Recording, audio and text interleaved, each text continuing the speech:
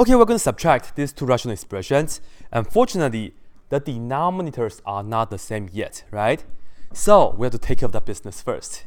And to do so, we are just going to try to factor out the denominators and then try to produce the lowest common denominator first, okay? So let's look at the first one. We have t squared plus 2t minus 3. We can factor this out, right? So when we do that, we can have t times t. That will give us t squared.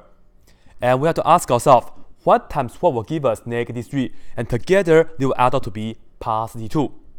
The correct combination will be plus 3 times negative 1, right? Positive 3 times negative 1 will give us negative 3. And when we combine 3 and negative 1 together, we do end up with positive 2. So that's great. And now, let's write this down on the side to see what the lowest common denominator is. So LCD, okay? First of all, whenever we have a common factor here and here, we are just going to put that down one time, right? So I will just write this down. We have the t plus 3, right? And then next, well, we have this one more factor, t minus 1. So I'm going to multiply by t minus 1 right here as well. That's pretty much it. And if you are organized when you are doing these kind of things, you will see if you produce the LCD or not, all right? Well, this one already has the LCD, but for this one, it only has t plus 3, right? Therefore, I will have to multiply by t minus 1 on the bottom and also on the top. So let's do that.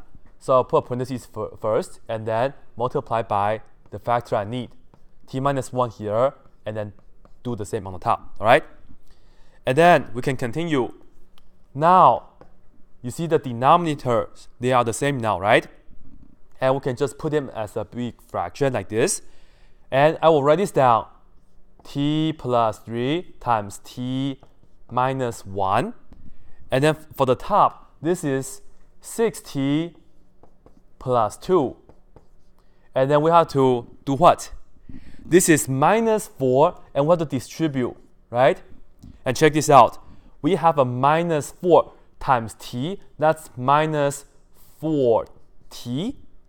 And next, we will take minus 4 times minus 1. Negative times a negative will give us positive. And of course, 4 times 1, this will give us 4 right here. But be sure you take the negative as well. Negative 4 times negative 1, that gives us the positive 4, right? And that's what we have right now. And then of course, next, we can just combine like terms on the top. This is 6t minus 4t, so let's put that down right here. This and that will give us 2t. And then this is plus 2 plus 4. That will give us plus 6, right?